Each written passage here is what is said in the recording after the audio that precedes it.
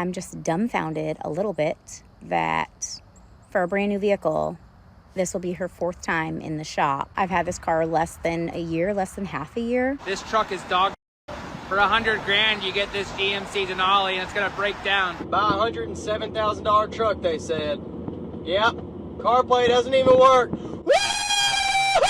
So today we're going to be taking a look at how bad modern cars have been getting. Prices are up and quality's down, and as you've probably heard in the news recently, a child was killed because of the obsession with more and more technology in these vehicles. This is a lot more serious than me just being a grumpy old man complaining to you guys on the internet. We have a ton of stuff to go over today, along with comments from you guys from previous videos. So if you want to be featured on a future video, leave in the comments down below. But let's just jump right into it. So, pretty bummed right now. I have a Chevy Traverse, okay? And I'm waiting on a tow truck to come pick her up because I have a leak in my transmission. And I'm just dumbfounded a little bit that for a brand new vehicle, this will be her fourth time in the shop. And I'm just over it. I'm over it. I've had this car less than a year, less than half a year.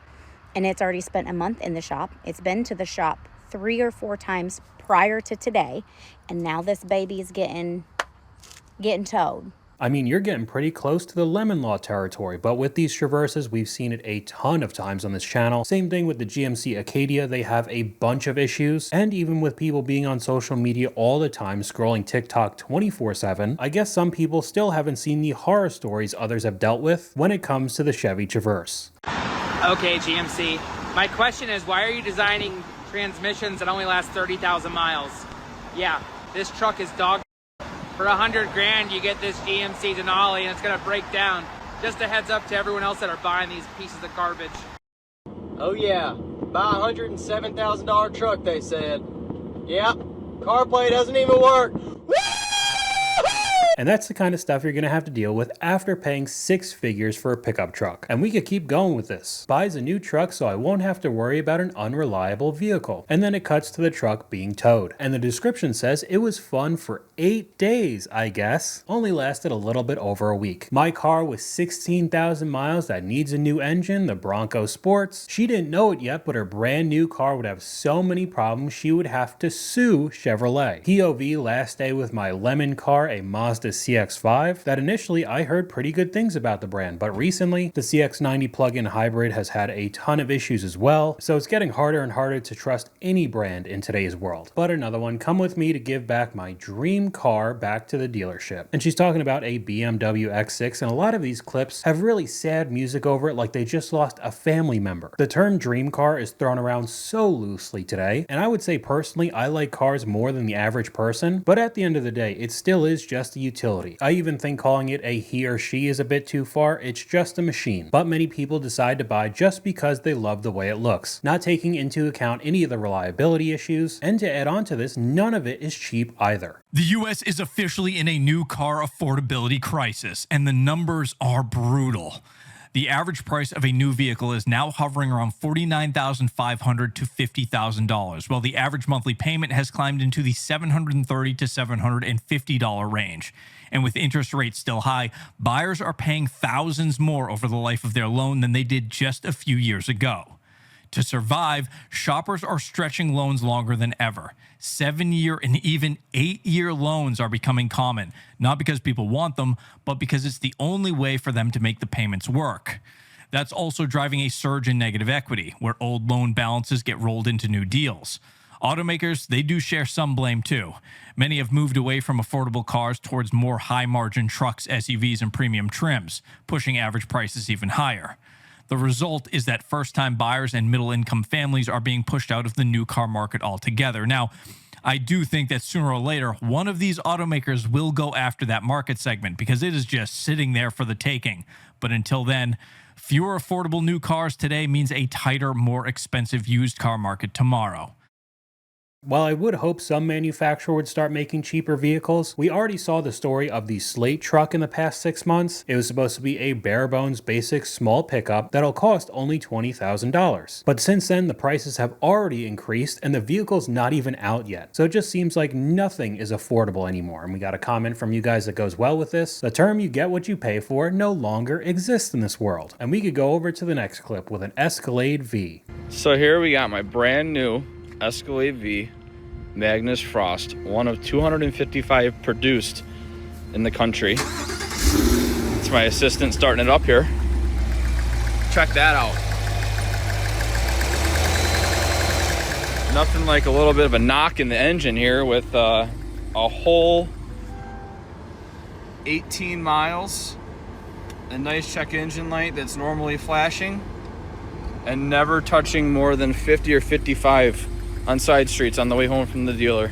And we could just move right on over to the next clip on screen. My $130,000 Cadillac Escalade screen went black with 4,000 miles. And with all the modern tech in the screens, that means everything is blacked out. If you don't know anything about new Escalade Vs, they could be anywhere from about $170,000 to $200,000. And this is what you're getting. But we'll move on to what I talked about at the beginning of this video. It's a lot more serious than me just complaining about all these cars and all the screens. It is legitimately becoming deadly now. Hyundai just put a stop sale on one of their most popular cars, and there's a very sad story behind it. The company just halted all sales of the 2026 Palisade SUV. It's following a fatal accident that occurred this month in Ohio. On March 7th, a 2-year-old child lost their life due to a malfunctioning power folding seat. The incident is still officially under investigation, but to prevent any further accidents, Hyundai issued an immediate stop sale and a formal recall is still being prepared. Hyundai says the issue comes from how the Palisade's powered seats behave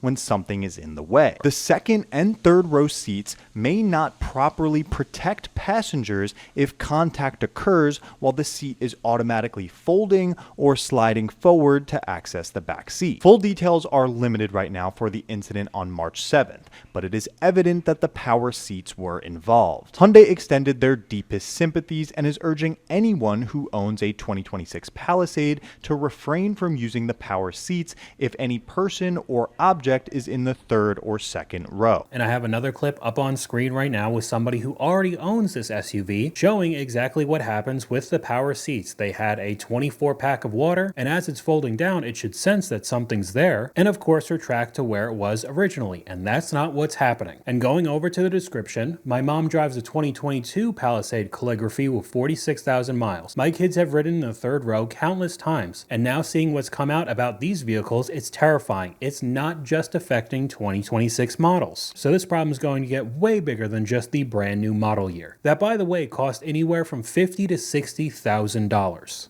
Are Hyundai engines still failing in 2025? You're gonna get a lot of for saying Hyundai like that. Keep that in because it'll be fun to see. So those high one-day cars, and again, just trying to stir up the pot in the comments for you. Yeah, they're excuse me how I put it, but they're crap.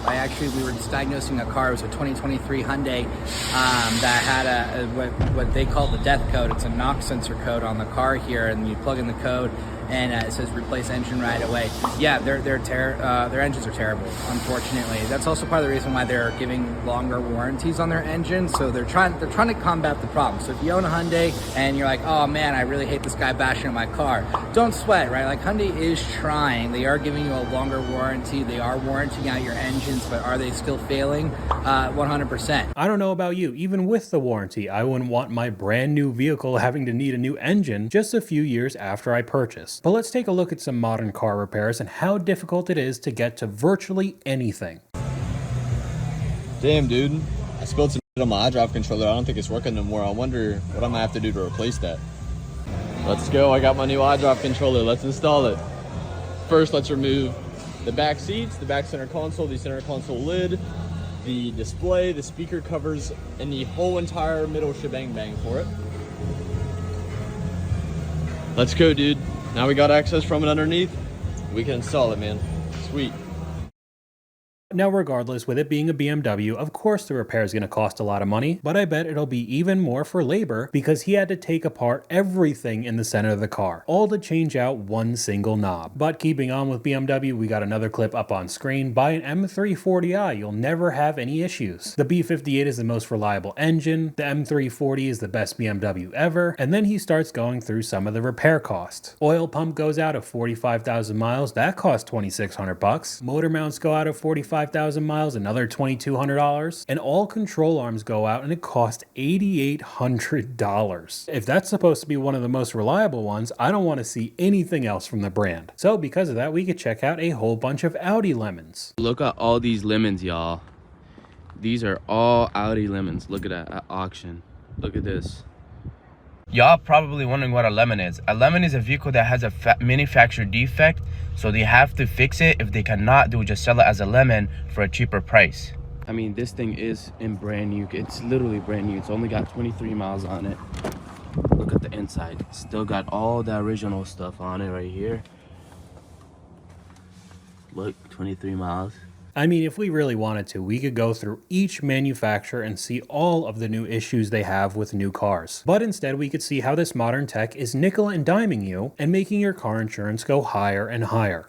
A new lawsuit is raising questions about what your car and your phone might be telling your insurance company. Federal judge says a privacy lawsuit against Allstate can move forward. Drivers claim the company secretly collected cell phone data through apps, tracking location, speed, braking, and phone use behind the wheel. The lawsuit says that information helped set insurance rates and was shared with other insurers. Now, the judge allowed most of the claims to proceed, potentially affecting drivers in about 20 states. I'm sorry, but if you don't think all of these manufacturers are doing it, then I don't know what to tell you. Because the name of the game over the past few years is selling your data to everybody under the sun. And of course, with the way that these companies operate, they find new ways to take money out of your wallet every single day. And we got a comment from you guys right here. Dear car makers, please stop turning our cars into computers. So now we could get into the screen portion of this video. I'm a simple man. When I see major vehicle functions like the headlights built into the touchscreen, I call it for what it is. Stupid. These new giant touchscreens are kind of spooky when it comes to ownership cost. The screen on this Lexus not only integrates all of the normal infotainment screen functions, it also integrates the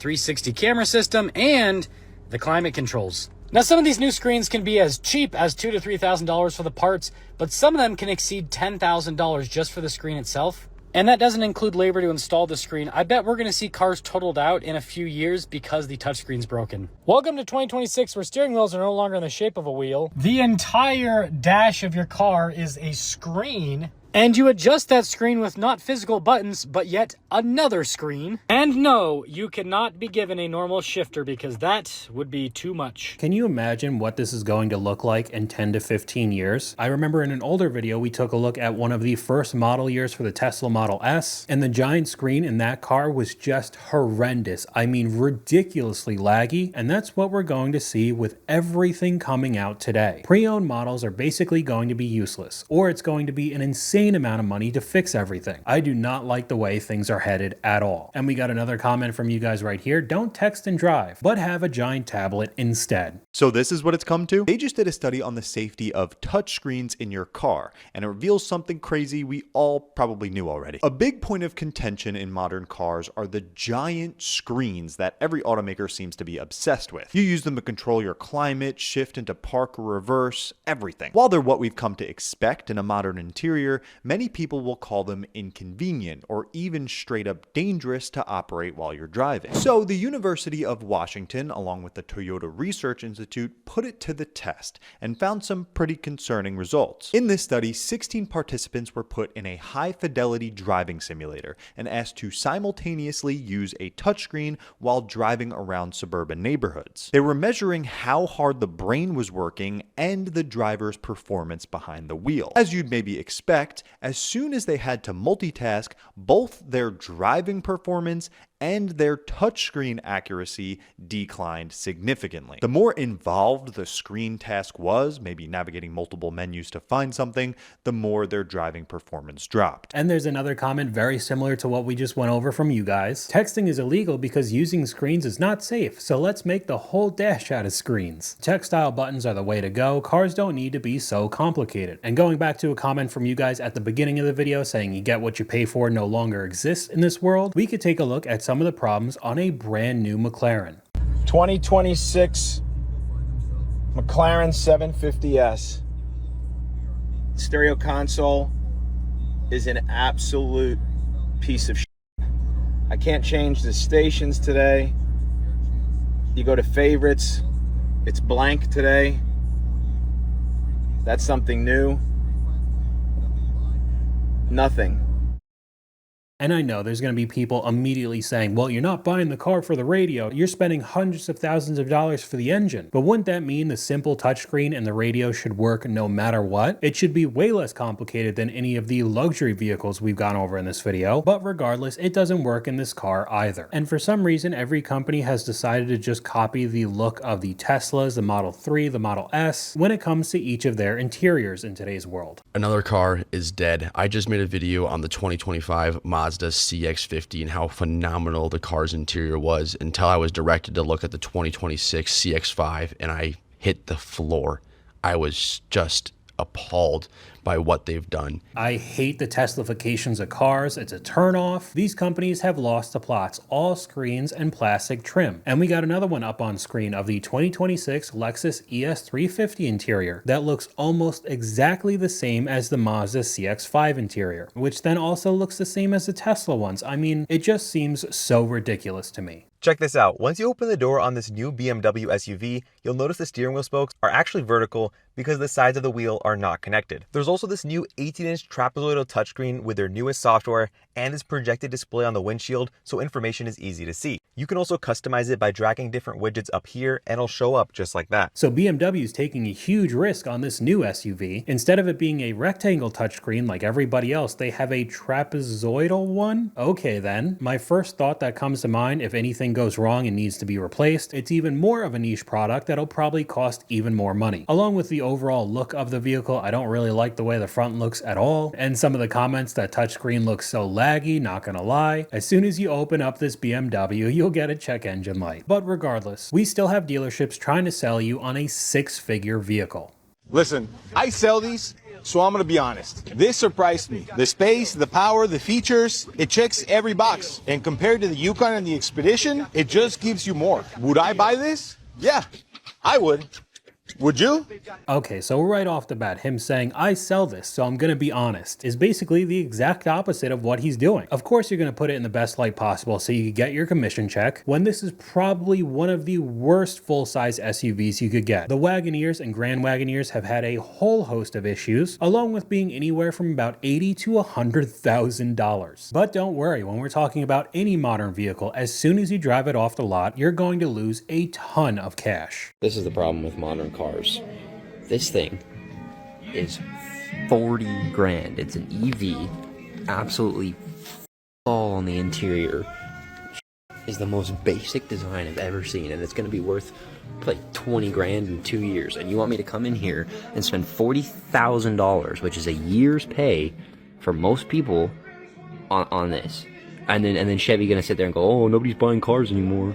It's going to be worth $20,000 the second it drives off the lot, and no CarPlay or Google Auto. You have to subscribe to use a replacement for all of those features for life. You have to subscribe to use your own vehicle's Smart Dash features, and that's what we're going to deal with in the future. We got another comment from you guys here, short and sweet: planned obsolescence. That's how companies make more money. Why would they build vehicles that last 300,000 miles when we could have one die at 100,000 and you come crawling back to the dealership and buy another?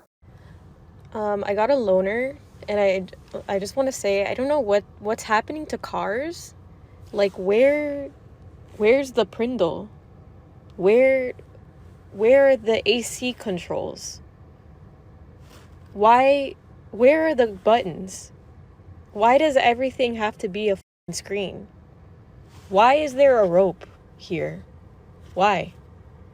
Who's done this? Why Why have you done this? You're driving a cell phone, comes with a dinner plate, but no Prindle. I mean, that screen looked horrible. And we got another clip up on screen right now, POV, you work in the automotive industry, where everybody just keeps changing where the start-stop button is. I don't know why it has to be this difficult. You guys are all copying the same interiors anyway. What's the point of changing of where one of the few buttons in the entire car is now? At this point, I'm just at a loss of words. Here's Consumer Reports 2026 most reliable vehicle brands. We already know who's on the top.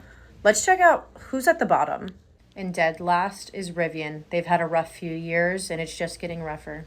The Stellantis brands are coming in next. That's unfortunate because I own these. At least it's not new ones. Genesis, Lincoln, Mercedes, what are you doing here? So funny enough, a lot of the luxury brands, along with Stellantis, being the least reliable things you could get. But we'll finish off this video with a comment from you guys. Pretty soon the junkyards will be filled with new cars instead of old ones. And I really wouldn't doubt it. But that's all I got for you guys today. Let me know what you guys think in the comments down below. YouTube thinks you'll like this video popping up on screen right now. But hopefully you guys enjoyed this video. If you did, please leave a like, and I'll talk to you guys later.